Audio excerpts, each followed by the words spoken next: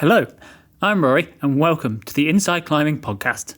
In this episode, I talk with Charlie Boscoe and Danaan Markey, who recently launched the Pro Climbing League. Both have been in the climbing scene forever. Charlie worked at Epic TV before becoming the IFSC commentator between 2016 and 2019. It was a bit surreal talking to him because to me, he's the voice of climbing because I started watching climbing competitions back in 2016. He's also worked with National Geographic, Red Bull, Adidas and Strava.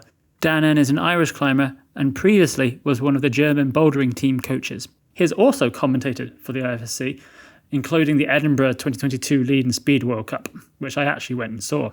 We chatted all about how it started, why they wanted to create it, and how they convinced investors to invest in a climbing league. We also talk a lot about the new format, which pits athletes head-to-head on identical blocks. Let's jump in.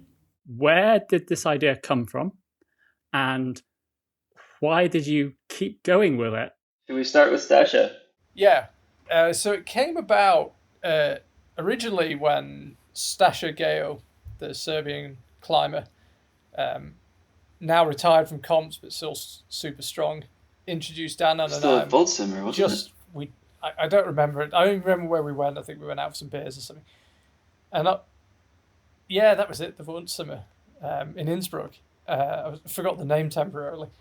And we just got chatting about, hey, what do you think climbing comps could be? What do you think could be made? What could be added to the current comp scene?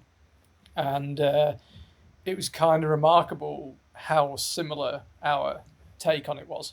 And I think there was a lot of overlap. And I had not been thinking about it formally in any way, but I went to 100 World Cups, a lot of World Cups, and they're amazing events. You've been to some of them, but you do find yourself thinking, this is awesome, and the Olympics is awesome, but I feel like there's other stuff we can do as well. It doesn't have to just be this. And Danaan was having similar thoughts, and turned out what we both had in our minds, albeit they were quite ill-formed thoughts and kind of random ideas, were pretty similar. So you get talking, and I think I've realised there's an amazing power to actually just starting something. So when you're sitting in a pub and there's two people with no capital behind them, no money, no experience of running a comp series, and you go, if we ran a comp series, what would it look like? And it's insane to say that, and it's a ridiculously naive thing to think you can do. But actually, once you start going, well, who do you invite? Which cities would you have it in? Which venues would you go to? What would your format be? Once you actually start thinking about it, kind of makes it real. And I think that's something we went through. And it seemed real at the start. I think we spoke to a couple of people really early on. And we were basically going, yeah, we've got this comp series. We're ready to roll. And then actually realised there's 5,000 things you hadn't considered. And we just kept plugging away. But specifically, Danaan just kept plugging away. Danaan's persistence is unlike anything I've ever seen. So I tip my hat, and if we're going to talk about persistence and the journey, that should definitely be Danaan. Yeah, if I was going to add like the grounds that got me there at that time, I think both me and Charlie are basically climbing lifers, and every part of our life and career has somehow been involved in climbing. And I got connected to the international comp scene quite early on and just really loved it. Really loved meeting everyone, seeing how psyched they were, seeing this like global community. But I'd say maybe a key thing that really affected my thinking around it all was I was helping coach the German team for a while. And that's how I met Stasha, how I got connected to Charlie and this, that, and the other. And I just saw how much work and commitment all of the athletes were putting into that role. Like they all moved to Munich and they signed up to university, but they didn't really go. And like their mission was to be there and compete on the team. And like none of them were making any money from it. And even if they were to ever win a competition, like that's not going to give them much of a way. So it really affected me to see how much they were putting in for like not expecting anything in return. And I think that was a really starting point, a grounding point for me starting to ask some questions of like, there's so much passion and so much effort here. Surely there's a way that we can turn that into something and use it to give back to them. And those were the questions I was asking. And whenever I met Charlie, I think it's happened a couple of times in this journey where you kind of look someone in the eyes and you realize like, oh, you're thinking the same thing as me. And I don't even think I don't know if there's a point where like, oh yeah, we're just going to do this, or like, oh, we're going to start now. We just went. We were just going immediately from that point. We were like, okay, so what's the next thing? What's the next thing? And yeah, quite a journey. It's basically the routine was every year we thought we were going to do a comp. We didn't do a comp, and then like just go and research every part of the industry and the community and how business models in the sport works, and pretty much about 3 cycle of those, and then it started to get really serious. So I think that's a kind of where we started from. Can you remember the moment which you had where you went from, oh, this could actually happen? Well, we had several of them, and then it didn't. So we Yeah. so we had well, I bet we should not name names, but we had partners and people we were involved with. What was the first one? Not delivering on. No contracts were broken. There's no, but people said they were going to get involved and then decided not to. So we had our hearts broken by it a couple of times. Kept thinking we were there, and I think the weird thing, and I think this is really true of actually your life and your whole career, is, and you don't have some big moment where you go, yeah, we did it. Like today we've gone public, 5 years work, it's out there. The Pro Climbing League is happening. We've got the athletes, we've got the partners, we're ready to roll. And all day I'm just calling people and texting people and replying to emails and dealing with things. And so there is no hallelujah moment where you suddenly realize you made it. And I actually spoke to a friend of mine who runs a business as well. He said exactly the same thing. He said, I remember thinking, if I could quit my job and this was my job, that'd be amazing. But then he goes, I did it. And on Monday morning, I had to come in and start running this business. It's like I don't feel like you'd ever feel like you got there. And I think you see that with athletes. You see it with anyone who's done something challenging. I don't think many people have that moment where they just think we've done it. But it sure is. It was a pretty nice feeling today. I'm not going to lie. Yeah, I think the more you get into it, the more you really become that person that thinks about this all the time, sees what needs to be done, understands the work required to get there. The further you go from thinking about, oh, imagine if we did that, or imagine we were the people that organized this thing, that just stops to exist. And all I think about is what I need to do to get to this event, what I need to do after the event. And I definitely love every single moment of it and everything that's on the table. But there's that kind of, I don't know, that dopamine hits that doesn't exist, and the idea of it has gone away long ago. It's very fleeting. I know in my alpine climbing career, I had a couple of things when I first arrived in Chamonix. I thought, if I did that, every sunrise would be different. But for the rest of my life, I'll just be zen. I'll just think, I did that. I can just walk on air for the rest of my life with my head held high. What do you know? You do it 3 days later and back looking at the weather forecast. Well, that was good.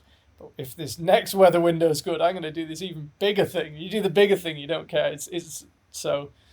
It's sad. It's a shame. It would be great to kind of enjoy the moments more, but I think once you've been in it so long, you're just always thinking about what's next. And I hope that, honestly, joking aside, I hope we're always thinking about what's next. You never want to sit on your laurels. Every PCL event, we want to tear it apart and go, what was good, what was bad, what could we do better? You don't want to think you've made it. Actually, yeah, I think that is a lesson you kind of learn in climbing quite early on. Like you have this idea of if only I could climb 8A, that would be the dream. That would be the ultimate tick. And then you do it and you're like, okay, what's next? What's the next one? Or do some crazy high ball. You're like, wow, defy death. What's the next one? I was interviewing Fred Nicole once, and he was like one of the most philosophical things ever. He basically put up every king line in 8 and above in bouldering, and I was like, oh, what's like your favorite ascents that you look back on? And he was like, no, I don't have any. And I was like, what do you mean you don't have any? He's like, no, I have times where I had really good day climbing, but I didn't get up anything, and I had times where I climbed the thing, but it wasn't the best day climbing. But every time I just look for the next thing. So there's so much philosophy that carries through to what we have now, where we're just looking at the next job needing done. Which thing was the most challenging, which you didn't think it would be? That's a good question. Have you got one that springs to mind, Dan, or shall I have the first run at this? Because I think I have an answer. Finances, because I always been interested in business and finance, but it's very easy when you've got this dream to spin the numbers how you want them. So you just think, well, we could put this in a big arena. We can sell 10,000 tickets. If each ticket costs £50, we've got 500 grand, and we're away. And then actually, that's not how it works at all, because you've got to put a deposit down to book the arena in the first place. You've got all these costs up front. You've got to actually sell the tickets, which means you've got to be credible. And so I think understanding the financial realities of how this all works was a really big challenge for me. And as I say, so we thought, oh, well, we'll put it on, put the broadcast behind a paywall, and then X thousands of people will pay to watch it, and that's more money. And actually, it's really hard to sell 10,000 tickets and get 10,000 people to pay for a live stream. And even if you could, most of what you've got to pay for beforehand. And so understanding timelines and financial models for me was, even as someone who's always had a very keen amateur interest in business investing, done a bit of investing, that was really eye-opening to me. And we've learned so much about sponsorship models, broadcast models, event models. I mean, just quickly while we're on, one of our partners, Neil Wyatt, who's kind of deals with the physical event basically. So Neil is not really a climber. He goes to the gym, climbing gym occasionally, but he's not steeped in climbing. And Danaan and I have been talking about this, and a mutual friend of mine and Neil said, "Oh, give my friend Neil a call. He used to work for Live Nation.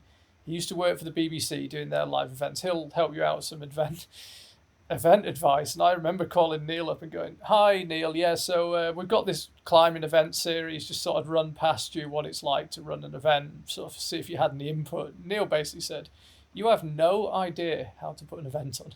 Like, Neil is the nicest guy in the world, but it became, by the end of the call, it was just immediately obvious that we just had no bloody idea how to put an event on. So, yeah, it's that kind of technical. The event side, the financial side, for me, has been a really big learning curve. How excited were people that this was a climbing competition in specifically, rather than just a competition happening? Oh, so selling it to non-climbing. Yeah, like I'm assuming a lot of the sponsors and some of the people you worked with were not necessarily climbers, or I know Red Bull are involved in lots of climbing. Outside of that, I'm sure you've worked with lots of people who you have to convince that, yes, a climbing competition is something which people may actually want to go to. So I'd say the most interesting category of groups that we ran through that with was investors, and specifically venture capital and private equity. And that was, I think the thing that I learned, as I had zero understanding of how that world works, is investment only happens in the niche that that group or business invests in. And so there's like brick and mortar climbing gym investors, and then there's like sports leagues investors, and almost all the times there needs to be some kind of like proven model that you're pursuing. And the thing that we started to uncover as we were trying to figure out this industry is that there's no such thing as a climbing league investor. It doesn't exist. So we were basically going to either lifelong climbers that had a bit of money or VCs that just had no concept of what was going on. And that was, yeah, trying to explain to them, one, just the scale of the sport. I think they do have this idea that climbing's a lot smaller than it is now. And when we kind of get them to understand the scale of the sport and the commitment of the community and the strength of the community, that's how you start to get them across. But it's a very funny world that they ask all the questions as if you were in a perfect world. They're like, oh, why don't you just pay for your own broadcast and then you can sell it to ESPN? Why do you need Red Bull?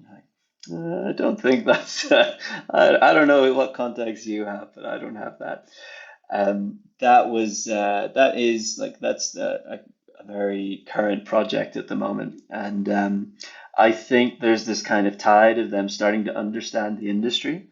I'd say the biggest factor by far is the explosion in the number of gyms, and they're seeing that, and they're kind of everyone in London either has tried climbing or knows someone that is climbing, and this is super consistent.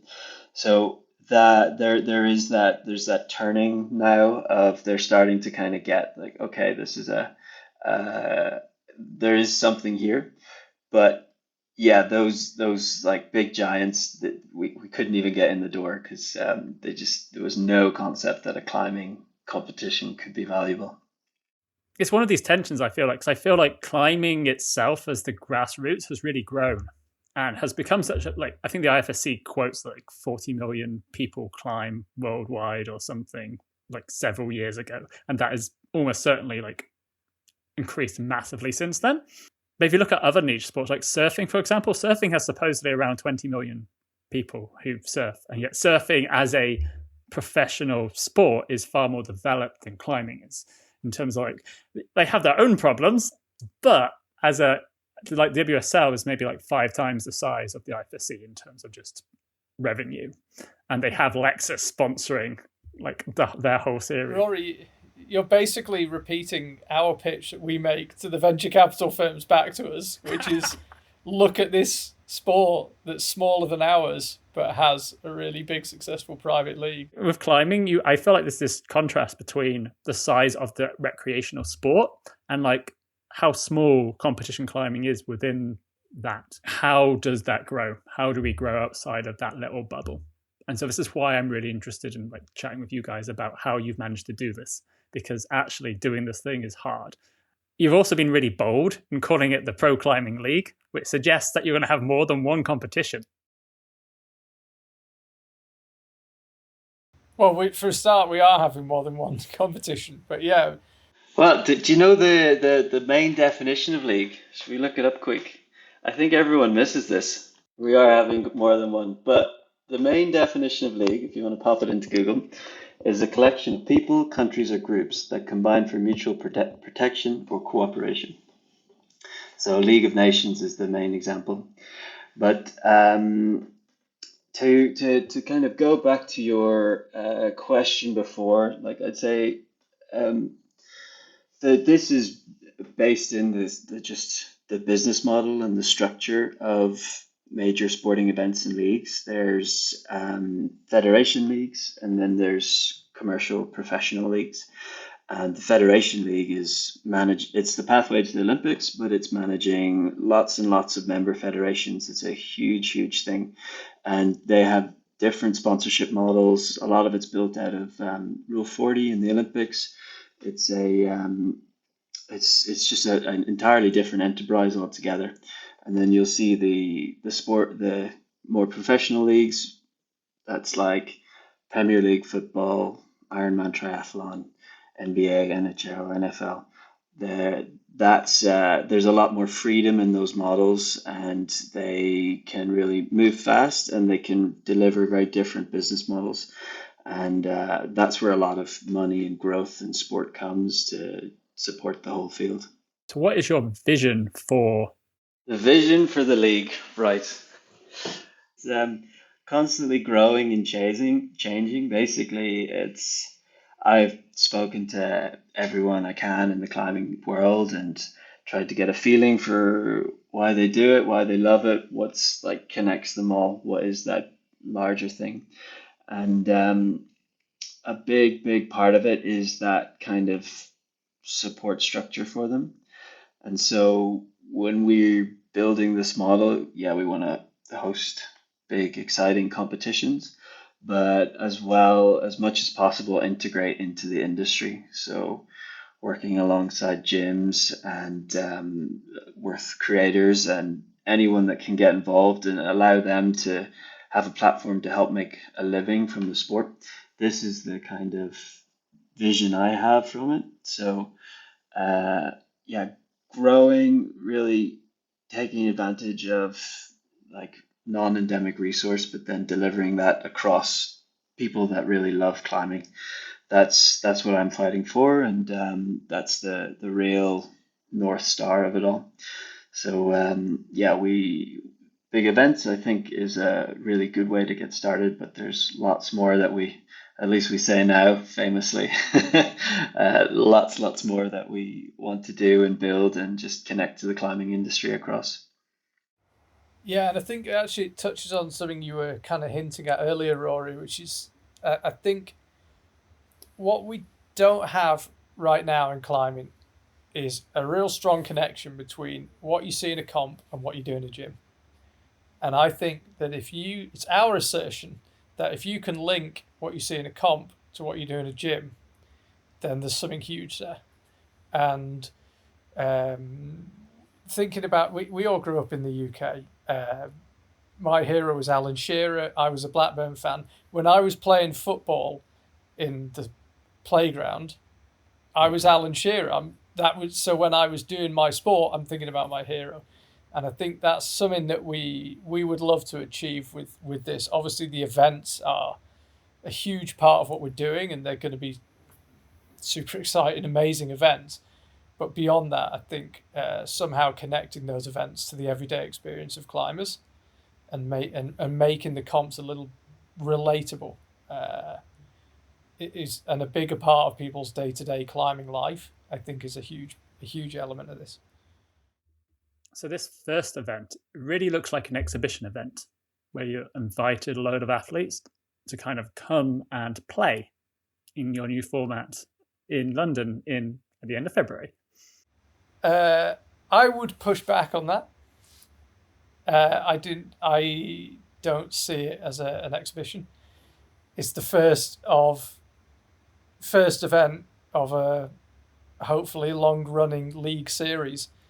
And the format has been tested with real people.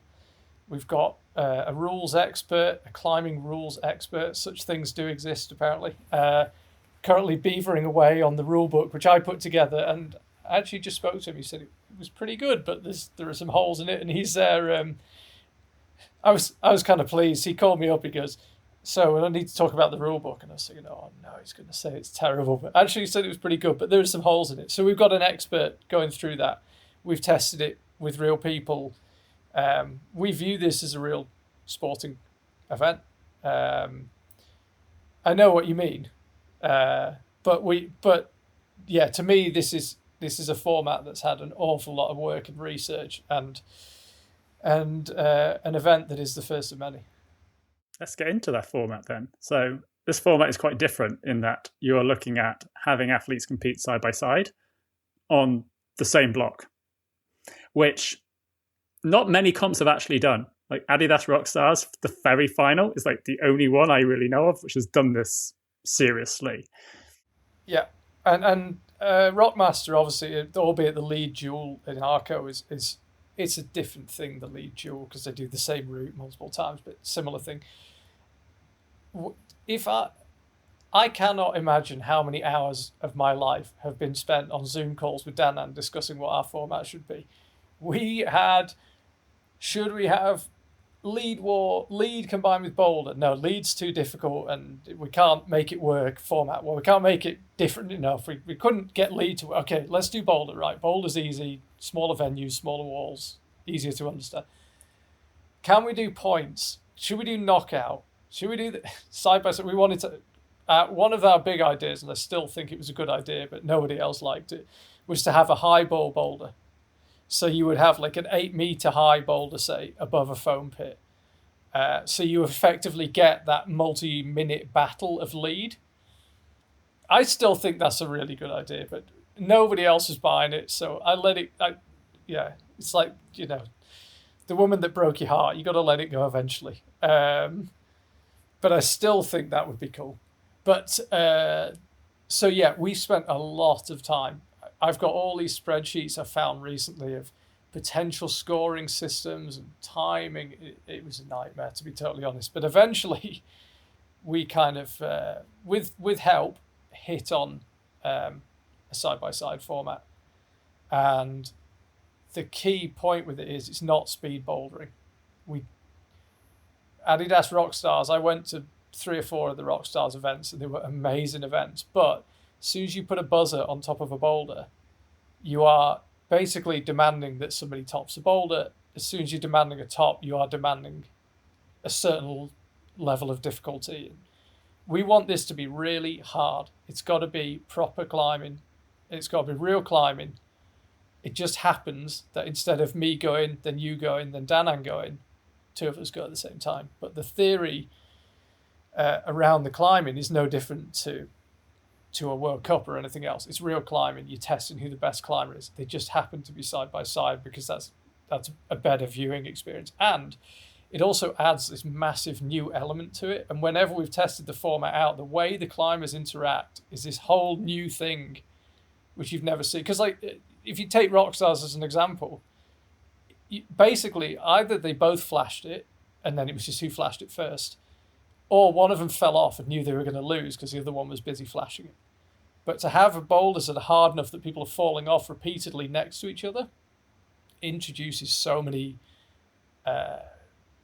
behavioral aspects to it, which are really interesting. And what people do, even the limited number of tests we've run a handful, the way people interact with each other is this whole new thing, and I really enjoy that element of it. So it was a long journey to hitting on this format, and we ploughed a lot into it. One thing I would say about the PCO, by the way, is everything's up for review. If we run this and we think, hey, it'd be better to have the boulders this way round or this height, or we'll change it. We'll make it better. But this is what we think, for the first event is our format, but it is totally open to being tweaked, and we welcome any and all feedback afterwards. Apart from, oh God, it's that guy from the IFSC commentating again. I hate that guy. Matt Groom's so much better. Any feedback apart from that is more than welcome. Yeah, I would just reiterate Charlie's point. I think if there's anything that really defines us on this is every decision we've made, there's some piece of research behind it. There's some kind of either report that I've read or trend that we've seen or group that we've tested it with. We did. I don't know if there's anything we said, oh, we just like this, and so we're going to do it like this. It's been constant research, and then just giving up on your darlings to come up with a better product. Yeah, obviously, everyone has an opinion, and every time we turned left, we could have gone right, and every decision you make, you could have made the other one, and you end up where you end up, and eventually you just have to say, we've done all the research we can, we've spoken to everyone we can, we've tested it, and this is what we're doing. If we just carry on having a committee, we'll never have a format. And so I saw somebody said to me, well, you should measure attempts, not time. The winner should be on the number of attempts, not time. You think, I cannot describe how many hours we spent discussing whether it should be attempts or time. We're not just plucking these ideas out of the air. You might disagree with them, and maybe you'll make a point that makes us change our mind in the future. We're totally open to that. Like we are not sitting here saying we've got all the answers. But I can just assure people there's been an awful lot gone into this format. And the hardest thing is making something simple. And we wanted our format to be awesome but simple. And that's such a hard combination. If you can add complexity, you could make an insanely cool format. But it would take someone like you with a maths PhD to understand it. So, yeah, it's had a lot of thought. We've spoken to other people that have thought about it a lot. I'd say a lot of the key key factors that were kind of decision points in the format. A lot of that actually came from speaking to most of the national team coaches who all spent ages thinking about this as well. And quite a few of them came to me and were mentioning like, well, we could really look at just doing it by time rather than attempts because on average attempts equals time if they're like resting properly and things. So there's like it's not just me and Charlie chatting. There's all these other people that are thinking as deeply about us, and yeah, it's actually a lot of the coaches that made us change our minds from our beloved highball format in the past. I do like the highball idea. It's like indoor psycho block, but not quite as high and probably harder. Yeah, no, I'm still attached to that. But I think, like, if you look at the most popular game in the world, soccer. I live in Canada. We call it soccer. The pitch is as big as it is. The goals are as big as they are. The game is 90 minutes. You have 11 people. You could, if someone invented soccer from scratch now, people would be saying goals should be bigger, pitch should be smaller, less players, more players. Eventually, you just have to say, we've listened to a ton of really smart people and we've written it all down and we've tested it all, and this is our call. But yeah, we're open. Let us know what you think when you see it. If you're successful, you can have another league, which is the highball bouldering one. Right, thank you. Yeah. HBV League. I've got nothing to do for the next 5 years. I might as well just start again, yeah. One of my favourite things about the format, which I think is, I cover all of the different disciplines. So speed, lead, boulder, and started paraclimbing this last year. And the one thing which speed has over the other two disciplines is that you have two athletes next to each other, neck and neck, and they push each other. And you can see that in the competition, how they push each other. And so often, and when people go outside and they're climbing on the same blocks, they push each other. You see someone do a block, you immediately have more energy, you have more focus to do it. And so often you go and do it just the next time you do it after seeing someone do it. And having that competition played out, I think is really interesting. And having that relationship, because climbing isn't just physical, it's also technical, and it's working out not just what to do, but also how to do it, and seeing two athletes doing that side by side and in this format, you see the chemistry between those two athletes and how they interact and the effect, which we don't really have in bouldering. Like you don't have, it's the athlete against the wall, which in some ways is quite pure, but also makes it a more difficult competition because they aren't competing against each other directly. Whilst in your format, I think it's really interesting to see that competition.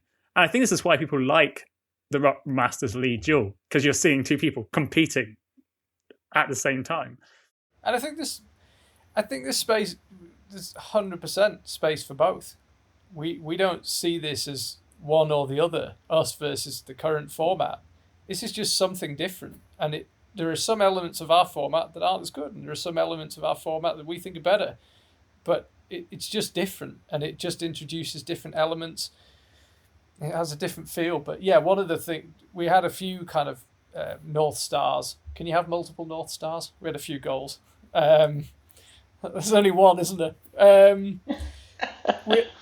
Yeah, I suppose. There's kind of a north and a northeast star, yeah. But we wanted to have direct competition, like you say in Arco. And one thing is, we see these amazing boulders, but we don't see them compete. I see you get a go, then I get a go. And we wanted to see them against each other. And we also wanted a really clear moment where someone wins. You don't want to say, we didn't want a format where we went, oh, actually 20 minutes ago someone won, and now it's become obvious. So, your analysis of our format, I think, is very accurate. we could have saved ourselves a ton of time, Dan. I should just rung him up. Said, what do you think? Well, I think you're so right on that interaction the interaction between the two athletes, and it creates so many cool emotions and tactics that we haven't seen before. One of them that's really cool we saw in our simulations was actually it keeps it quite head to head. Usually, if one athlete figures out the beta, then the other one kind of gets it or can see somehow, and actually it keeps both people pretty head to head in a round, which is really exciting. And then maybe one of the really cool things is if both athletes have it's usually their first go and it's an intense powerful climb and they come off and they have to rest, that rest is intense because basically whoever gets on first is going to have a serious advantage, but they're both really tired, and so there's just this really tense resting moment where you're trying to rest, and in a like other formats, it's okay, sit, cool, everyone think about something else for a bit because they're gonna rest. But in this format, like everyone's like, oh my God, who's gonna get on first? And so the moment where historically has been not what you want to see in an event actually is super exciting and intense. So that's just one of a few. I don't know if anyone's used the phrase intense resting, but I just love it. That is now just for the rest of the PCL. That is how it will be described. Rests intensely. Yeah, this is one of the tensest moments when nothing's happening. Yeah, it's incredible. But to give you another example, we set a boulder in one of our simulations, and kind of hard to read. It was kind of tricky. There were two possible methods, and one of the guys, so the pair walked up to the boulder, and one of the guys just stepped back and watched the other one, which obviously is the highest risk tactic ever, because if they do it, you're just standing there, you just look like an idiot standing on the mat. But he actually gambled and won, and the guy his opponent tried to do the move, couldn't do it, fell off, and this guy jumped on and did it. So there's all things like that where beforehand we were speculating. We said, do you think they'll actually just stand and watch anyone?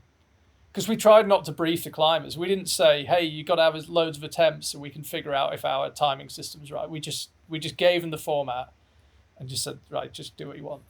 And one of them did. And I think that is something you will see in PCL events is if there is a really tricky boulder, or if you think your opponent is not a great route reader, you'll just watch him make a mistake. But it does have the catastrophic potential for just turning around to the crowd and be like, well, don't know why I bothered coming out. I haven't left the mat. So yeah, there's all sorts of weird little behavioural, almost sociological elements to it. I got into surfing last year at the Olympics because Tehupu is an awesome place to go surfing, and that day was incredible. And I really got into it and ended up following the WSL a bit. And the surfing format is very similar to your guys' format in many ways, in that you have two people competing. Obviously, in climbing, there's a fixed climb on the wall. For them, they have a fixed period of time, and waves come, and it's who can surf the best on those waves. And so you'll have, at least before they made some rule changes, people would have to compete for which wave they wanted to surf in order to do the best. And you end up with that kind of gamesmanship, which some people love, some people hate, but ends in conversation no matter what. And often that's often what we want in sport. We want to have something to have a conversation about, and we want to talk about. And so when the referee messes up, you can get really angry about the fact the referee messed up with your friends, and you feel part of that community. But you're never going to quit your sport because the referee keeps messing up. And we shouldn't shy away from competition in climbing. It's a climbing competition. Someone is trying to win. That's why we're all there, standing in that crowd, watching and cheering. It is a competition, and we shouldn't be afraid of saying that. There's basically every other area of climbing is Actually, it can be a little competitive, but it's essentially non-competitive. You're not trying to beat the person next to you. So if we're going to run a climbing competition, it's a competition. You are trying to win. That's fine. That's what you're there for. So we don't shy away from kind of the directness of competition and the intensity and the potential controversy. Hopefully, not bad controversy, but the kind of discussion points around that. We don't shy away from that at all. I think also a really key one to add is we kind of discovered this as we were doing kind of brand therapy on the business. A lot of this format, essentially, the defining point is this new type of pressure between you and the other athlete. And when you actually look at climbing as a sport, you realize most of the history of the sport is coming from pressure moments. So if you're out in the alpine and you've got a weather window coming in, like you got to perform now, otherwise you're screwed. If you're like in doing some trad climbing and you're pushing out above your gear and you don't know where the next cam or nut's gonna go, like you've got to perform now under the pressure. And this is for us a similar type of way to hark back to that. That's okay. There's someone else beside you, and you've got to perform under the pressure. So one of the areas which is ripe for controversy, because it's already ripe for controversy. It's my favorite thing. I love routesetters. They're my favorite people. Whenever I go to climbing comps, I love talking to routesetters. And this format obviously is really interesting from a route setting point of view, in that it feels like the challenge, the route setter's sort of job in some ways is harder. It's different. It feels like, so there's two different ways. You have like the style, or at least the modality of the climbs, which I'm assuming, does the style change between each round within your competitions, or is that to be decided? Well, the walls move, so the walls can change angles, so we can change style, yeah. Yeah, it's not just going to be one type of boulder, for sure. Okay, yeah. So you're gonna is that just like different boulders across the competition, or since within a round you have a fixed climb? Is that that's my understanding of it, at least? Yeah, so in whatever the semi-final, there's just the semi-final boulder. Do you have any guidelines on like the styles of climbs you have for the different rounds, or is who sort of has input into what types of climbs go on the different climbs, different rounds, I mean? Well, I mean, ultimately it's the call of the head setter. You can't be overruling the head setter. But obviously, I'm reluctant to disclose too much information so that people go, oh, I know what's coming in round one or whatever. But we'd like to set traditional, powerful, good boulders. And now obviously there's a lot of nuance and detail within that. And we do have some guidelines around style and how many cruxes you have, and things like avoiding weird starts. I've got such a beef about weird starts. But it's a huge route setting challenge. But I think every comp really relies pretty heavily on the route setters. So it's a new challenge, it's a different challenge, but you are still kind of gambling on the route setters getting it right. That's almost unavoidable, I think.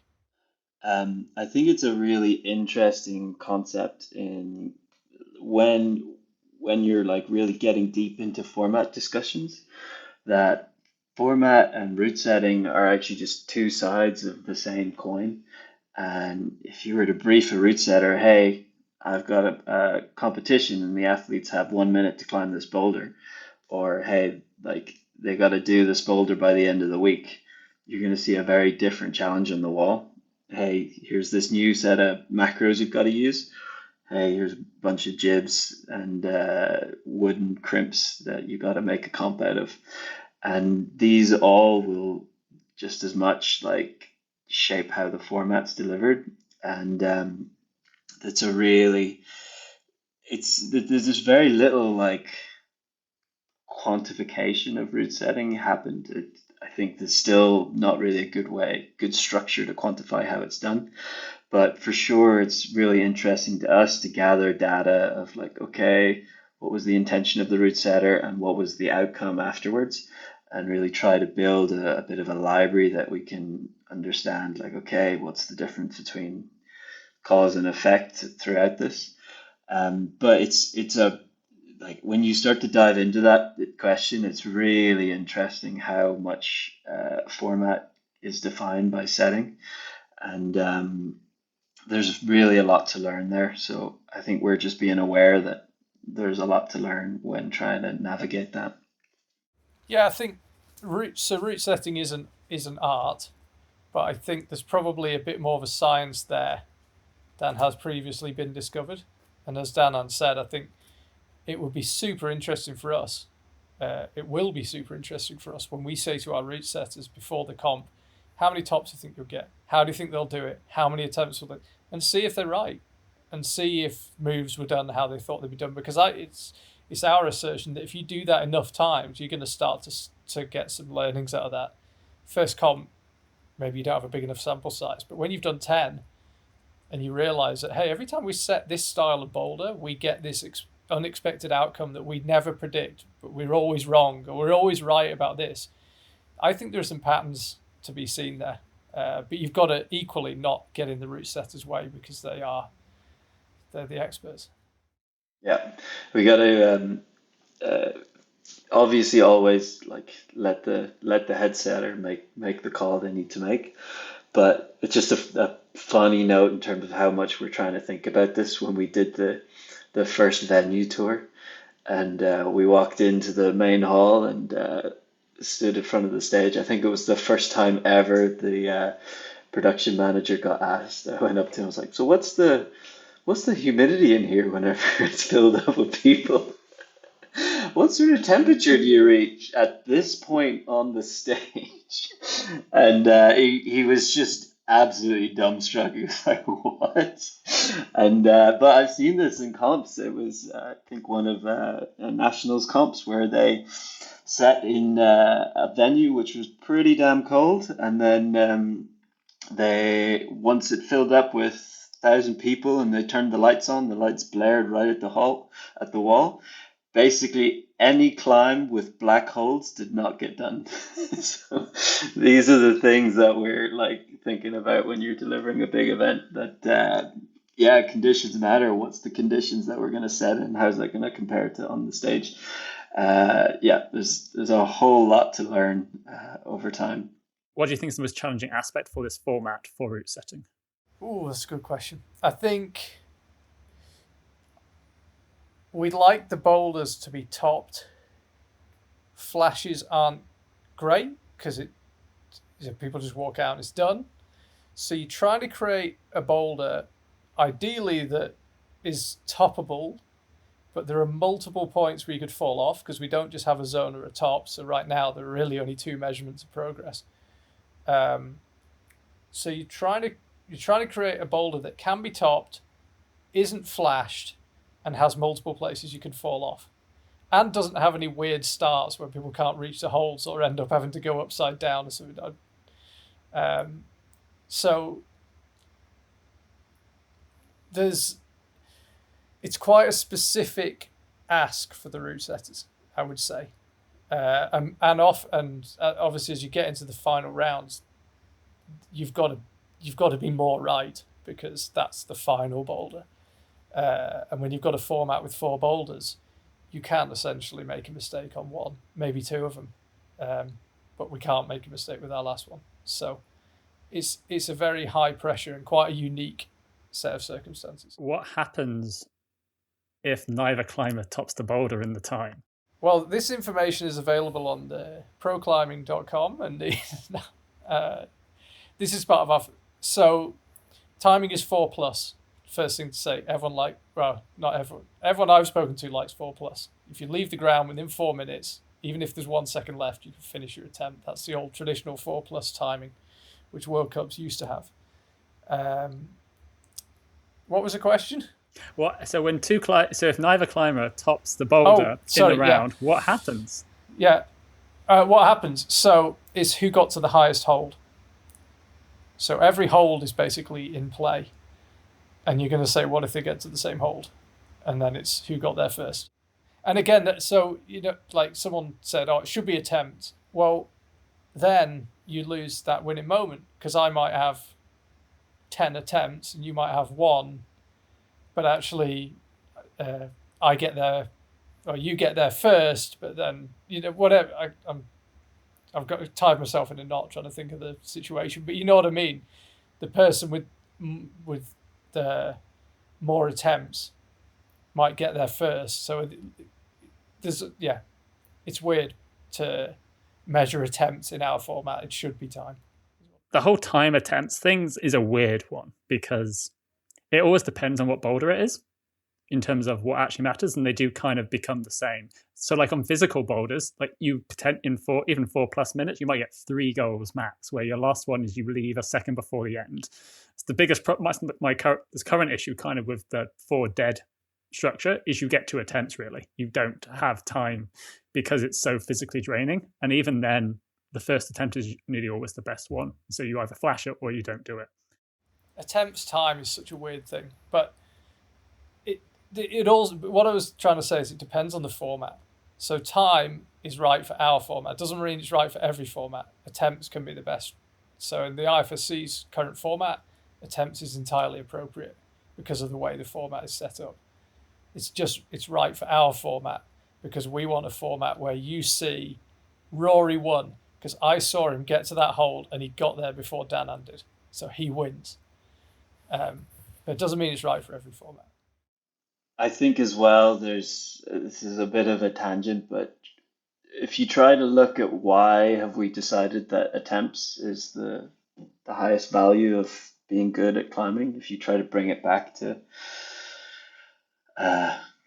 like outdoor bouldering or sport climbing, I guess there's that, like the concept of the on-site is this kind of holy grail for a lot of climbing, but you can ask some serious questions of like, okay, what if like one climber has one attempt a year and does it after 5 years, and another climber just puts their heart and soul into this climb for a month, 100 attempts, and they get it done. Who's like better at the sport? Who's more passionate? Who's this, that, or the other? When you really look into it, there is a lot of like, oh, why have we decided that it's just attempts that we decide one person's better than the other from? But it's kind of a tangent. It's definitely a rabbit hole that we don't really need to go into. But it's a good example of every element of route setting, format, whatever, you could discuss 100 times, and you got to make a call. And maybe you're right and maybe you're wrong, but you make it. Ultimately, you got to say this is how it is. But it is a subjective judgment. But for sure, it fits our format better. Because your format has an awful lot of similarities with lead climbing.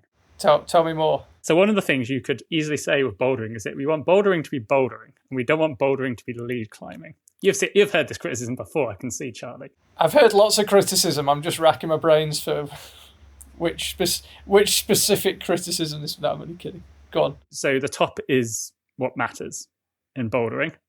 And in bouldering, the difficulty between different moves is not the same.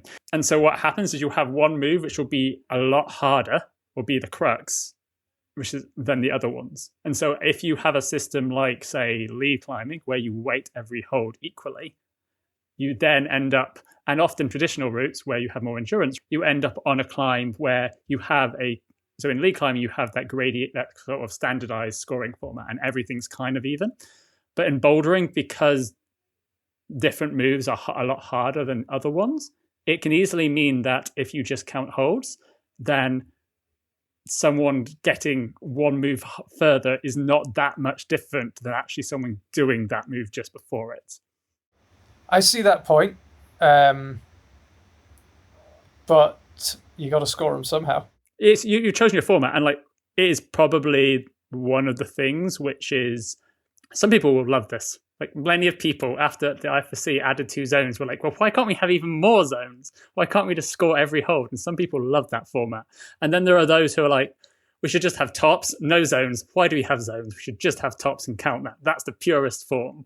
And so you have to score it somehow and you have to make a choice. And I'm sure that is, of all the things, like learning about your format is it is very much like league climbing. And you get the benefits right of that. You get the benefit of the top being an awesome moment. I was lucky enough to go to the Edinburgh World Cup, which I think Danaan and you were commentating at.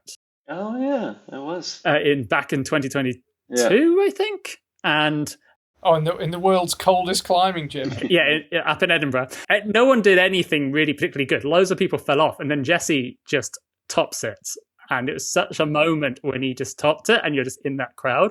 And that is that's one of the best things about league climbing, is that when you get that climber who tops it uniquely, it's just this incredible moment. And your format really has that, because someone's going to get to the top first, and you get that moment. And I've heard lots of people saying, look, bouldering's about getting to the top or nothing. We should just scrap everything. You either top it or you don't.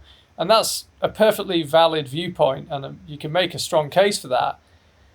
But I suppose, having worked at a lot of climbing comps, you kind of see behind the curtain a bit. And there's actually a group of people who have to decide who wins.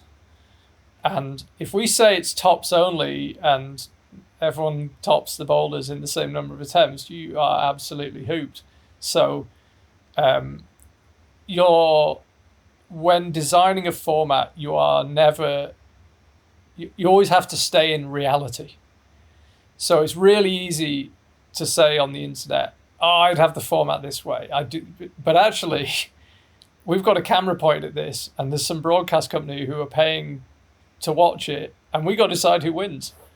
And so you always have to mix reality with the dream. And ultimately, you have to say this is a rule, and in some ways, all rules are arbitrary. I mean, climbing shouldn't have any rules, outdoor climbing, but you've got to introduce some if we're going to have a sporting event. The only thing I have to add is like if the only thing that matters is the top, then every climb should have a buzzer, and that's all you're working towards. Like we've got 2.5 hours, and we want to put on an amazing show. And how do we really test the athletes as much as possible and get them excited and motivated, and make sure it's not a load of speed climbs? And how do we be realistic on what's deliverable? What can the route setters actually make to know that we're going to get a good event and good competition? And to me, if it's only tops, then you're just at least in terms of how much the world knows about route setting so far, you're setting either a load of buzzers in a speed round or an impossible task. In a way, all of climbing is pretty arbitrary, isn't it? If you've got a boulder that curves over to 10 degrees, where's the top of the boulder? And you have to walk 20 yards to get to the top of this massive boulder. Is that the top, or is the top the last hard move, or is the top the mantle shelf? Or if you alpine climbing and you climb this hard route but you don't go to the summit, did you get to the top? Ultimately, it's all slightly arbitrary, and you can't. And I got no problem saying that. And I think occasionally, and as a long-standing trad, alpine, whatever climber, I've played this game, and I'm as bad as anyone for sort of making up these arbitrary rules. But there's an element of artificialness to everything we do as climbers, and sometimes you got to step back and have a little bit of a sense of irony and just go, wow, we're really arguing over this tiny little thing that really, where is the top of this piece of rock? It's not the highest point, it's the bit where the hard bit ends. Well, what's the hard bit? The hard bit is oh my gosh, so you got to slightly lean into the kind of silliness of the whole thing, really, in a way, and accept it. One thing I'm really curious about, actually, so inside the IFSC qualifiers, they often will try and set similar blocks for each group, but because the wall is kind of a normal-ish competition wall, with different varying angles, and the panel size aren't particularly big. It's really hard to set 2 blocks exactly the same. How are you guys actually making sure that you're setting 2 blocks which are exactly the same? A lot of double checking and measurement, because we have methods of doing it, but for some reason they don't always feel the same, is what the routesetters have said to me. No matter how accurately you measure it, unless you're incredibly precise, the climbs can feel different. So there is, despite having technical solutions to doing it, there is always an element of literally just measuring it with an angle measure and a tape measure, and then trying it, and they end up the same. And the other thing I would say is, no matter how it's done, it is a time-consuming process. But we have some quite cool ideas for how we might do it faster and more effectively in the future. When you asked earlier about the hardest part of route setting for this format, I was going to say, usually the setters seem to think it'll be fine, and I'm always like, don't underestimate the duplication. And we're putting a lot of time and research into trying to think of new ways to deliver this, and there's a lot of cool work going on now, and we're pretty psyched on some of the ideas we've got longer term to deliver that. But it is a key and difficult part of this, and so when we preset, we're making sure the setters do have extra time, and there's specific points to make sure that they're really properly duplicating the boulders, because it's super important, and we're not underestimating that job, and we think there's going to be really cool ways to do it in the future, but at the moment it's the same way that the boulders are saved and reset for any competition. It's the pen on the wall across the hold and that part of the wall. You got to put a lot of time into it. So in the IFSC's format, because you have different qualification groups, it's fine if they're 5 mil apart. With our format, our route setting team, it's above my pay grade. Our route setting team spent a lot of time making sure that they are absolutely identical. Thank you for clarifying that, because I think it's just something everyone always asks in IFSC. They always ask me, like, why can't the boulders be the same? Because they try and they're not. They just really aren't. They're like, and you can see them like in Seoul, and they had enough space in some of the panels to set really similar blocks. And you have one block which was topped by like 1 or 2 people, and the other one, like, no one got anywhere on it on the slab and the qualifiers. Yeah, we like speak to a lot of different industries when researching like different technologies to do this, and they're always surprised like by the precision that's required. I've seen so many. It's maybe one of the most interesting parts of the World Cup, that last 2 minutes before the round starts and the setters are changing something, and they're shifting it like 2 degrees, 2 millimeters. And so, yeah, when I tell different people in different like tech industries, I'm like, maximum 3 millimeters is too much. It has to be really exactly the same. So thank you both. Is there anything you want to add about about the competition coming up in February? Well, what have we got? We've just gone live. We're super excited with the announcement. We're going to go live with ticket sales on the 8th of January. That'll be a big moment. We've got a qualifier comp coming up in London in the end of January, which we're also super excited for. And then, yeah, those days around the main competition, I think there's going to be a lot going on in London. So, yeah, there's one big event, but I'm trying to connect to every part of the climbing community as we build up to that, because I think that's the real value there. So, yeah, there'll be a lot going on. Yeah, and for me, it's just unbelievably excited.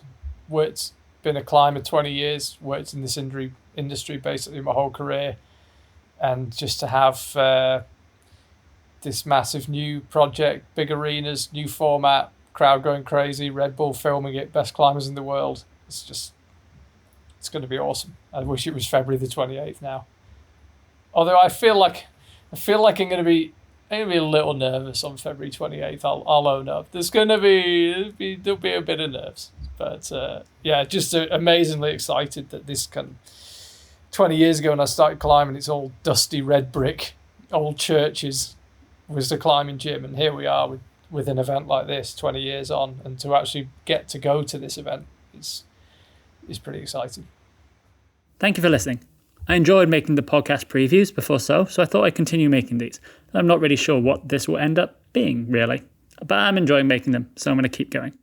In Seoul, I lost my voice on the first day of the comp, so podcasting during the event really wasn't happening, which was my initial goal, which was also probably a bit too ambitious. I did record a number of interviews during the competition with athletes and routesetters, and I hope to combine these into a collection of podcasts about the World Championship, which should start coming out early next year. Cheers.